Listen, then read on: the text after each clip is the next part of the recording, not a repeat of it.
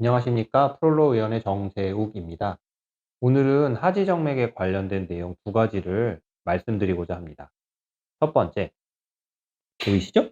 하지정맥의 뿌리를 막는 방법, 배나실이란 무엇일까요? 라는 주제에 대해서 말씀을 드리겠습니다. 전에 제가 하지정맥의 개요에 대해서 영상을 남겨놨기 때문에 하지정맥의 어떤 치료법 혹은 진단법, 그리고 어떤 증상을 일으키는지에 대해서는 그 영상들을 참조해 주시기 바랍니다. 배나실은 이렇게 생긴 어떤 도구를 이용해서 쓰는 건데, 정확히 말하면 접착제 같은 겁니다. 접착제란 뭘까요? 우리가 예를 들면 풀이 있겠죠? 어딘가 찢어져서 풀을 이렇게 바른 다음에 딱 붙이면 서로 붙습니다. 이 베나실이란 물질은 여러 가지 장점이 있는 성분인데, 여기도 나오죠? 순간 접착제 성분인데, 얘가 혈관을 만나면 바로 굳어버립니다. 그 성분 자체가 그런 거예요. 피를 만나서 이 배나실의 물질이 만나면 혈관을 굳어버립니다. 혈관을 굳는다는 건 그쪽으로 피가 안 간다는 얘기죠. 하지정맥의 치료의 핵심은 혈관을 폐쇄하는 겁니다. 왜 폐쇄를 할까요? 혈관이 자꾸 역류가 돼서 어떤 증상을 일으킨다면 그 혈관이 더 이상 역류가 되지 않도록 무언가 치료를 해야 되는데, 예전 방식은 대개 혈관을 잘라냈죠. 막은 다음에 그쪽으로 피가 안 가게끔 혈관을 절제했습니다. 그것에 따른 장점과 단점이 곧 분명히 있는데, 베나실도 역시 장단점이 있습니다만 과거의 어떤 치료법을 많이 개선시킨 어떤 치료법으로서 최근에 가장 많이 사용되는 방법이기도 합니다. 베나실로 막은 그 초음파 사진인데요. 이거는 대퇴정맥이라고 하는 정맥이고요. 이거는 대복제 정맥이라는 정맥입니다. 여기서 이쪽으로 정맥이 연결되어 있는데 그 안에 무슨 물질이 들어가 있죠? 얘는 치료를 한 즉시 대개 3분에서 5분 이내에 이렇게 됩니다. 즉 폐쇄율이 굉장히 높고 시술을 정확하게만 한다면 영구적으로 폐쇄할 수 있다는 장점이 있습니다. 지금 제가 베나실의 장점과 단점에 대해서 정리를 해 놓은 표를 보여드릴 텐데요. 장점이 아주 많습니다. 주변 조직에 손상이 없습니다. 왜? 혈관 안에만 약을 주기 때문에. 반면에 조금 이따 다시 말씀드릴 텐데, 열로 폐쇄를 하는 레이저나 고주파는 신경 손상의 위험성이 있죠. 두 번째, 멍이 들지 않고 시술 후 통증이 거의 없다. 왜? 혈관 안에만 딱 치료를 하고 나오니까. 게다가 시술 시간도 비교적 간단해서 10분에서 15분 이내에 다 끝납니다. 그러니 시술 자체가 간단하니 크게 문제가 생길 일이 많지 않겠죠. 세 번째, 혈관 주변에 마취가 필요하지 않다. 이 말은 무슨 말이냐? 레이저나 고주파 같은 열을 가할 때는 주변의 신경 손상이나 화상의 위험성을 줄여주기 위해서 주변에다가 어떤 용액을 많이 투여를 한 다음에 주사를 합니다.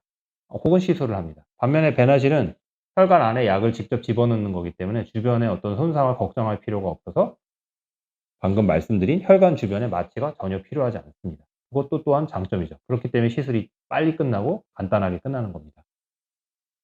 네 번째, 시술 후 압박 스타킹의 착용이 불필요하다.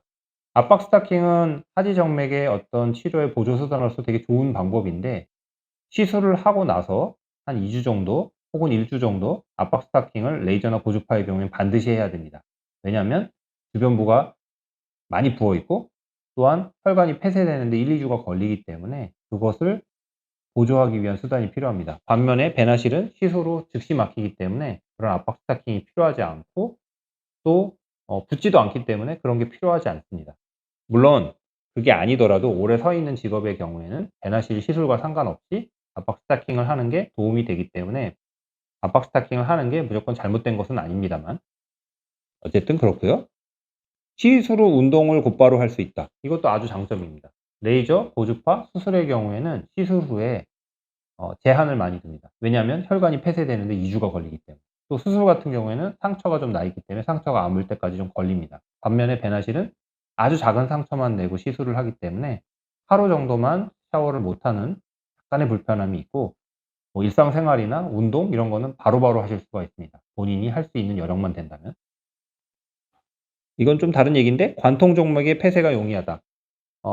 정맥에는 여러 가지 정맥들이 있는데 관통 정맥을 폐쇄하다 보면 근육 내로도 약이 많이 들어가기 때문에 만약에 관통 정맥에 문제가 있을 때에는 혈관 경화제보다는 배나시를 하는 것을 추천합니다. 일반적으로. 장점이 있으면 단점이 있습니다. 단점의 대표적인 게 비용이 많이 비쌉니다. 일반적으로 병원마다 비용이 다르지만 한 부위당 꽤 고가의 치료비를 내셔야 됩니다. 두 번째는 심한 알레르기가 생길 수 있습니다. 모든 사람이 생기는 것은 아니고 10명 중에 약 1명에서 2명 정도 알레르기가 생기면 시술 부위가 뻘개지고 아프고 또 가렵기도 하고 또 딱딱한 게 만져지기도 하고 여러 가지 불편함이 있을 수 있는데 모든 사람이 다 생기는 건 아니고 한두 명이 생깁니다. 그리고 한두 명이 생겨도 대부분의 경우 시간이 지나면서 혹은 약제를 조금 사용하면 대부분 없어지기 때문에 큰 부작용이라 말할 수는 없지만 어쨌든 문제가 생길 수 있다는 것은 시술을 받는 환자분들의 경우에는 알아두실 필요가 있겠죠. 가격이 좀 비싼 거를 제외하고는 하지 정맥의 뿌리 정맥을 막는 시술 중에서는 배나실이 가장 좋은 방법 중에 하나이고 그렇기 때문에 전 세계적으로 가장 많이 사용된다고 알아두시면 되겠습니다.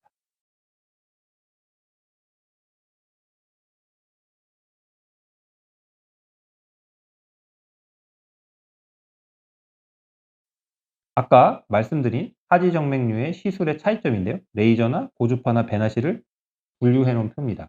레이저랑 고주파는 한마디로 말하면 열을 가해서 혈관을 폐쇄하는 겁니다. 레이저는 거의 1000도, 고주파의 경우에는 한 120도 정도의 열 에너지를 주입해서 그게 혈관 주변에 염증을 일으키면서 막는 겁니다. 따라서 열을 주자마자 바로 막히는 건 아니고 한 1-2주의 시간이 걸리는 거죠. 반면에 배나실은 접착제 같은 물질이기 때문에 혈관을 만나면 바로 막힙니다. 따라서 레이저나 고주파보다는 여러 가지 면에 있어서 장점이 많은 거죠. 자, 제가 지금 배나실에 관련된 내용을 말씀드렸습니다. 배나실, 혈관 접착제죠. 하지 정맥의 치료에 요즘 가장 많이 사용되는 핫한 제품이고요. 하지 정맥으로 고생받고 있는 많은 환자분들에게 특히 뿌리 정맥이 문제가 있는 경우에는 배나실 시술이 여러 가지 면에 있어서 장점이 있으니 잘 알아보시고 이것에 대해서 전문의와 상의하시기를 부탁드리겠습니다. 혹시 문의 사항이 있거나 또 질문 사항이 있으면 밑에 댓글에 남겨주시면 제가 자세하게 답변을 드리도록 하겠습니다. 감사합니다.